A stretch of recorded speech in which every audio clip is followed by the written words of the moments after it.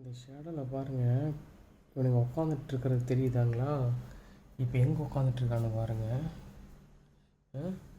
ஜோடி போட்டுக்கிட்டு இந்நேரத்தில்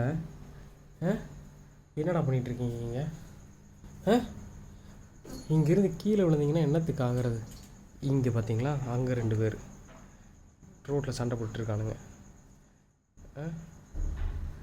என்னடா பண்ணுறீங்க? டேய், என்னடா பண்ணுற? இங்கே ஒருத்தர் ஏசி மிஷினில் படுத்து வாங்கிட்டு இருக்கான். இங்கே ஒரு ஆண்டு இவன் காதை சொல்லிக்கிட்டு இருக்கான். டேய், இறங்கடா கீழே, இறங்கடா இறங்கடா.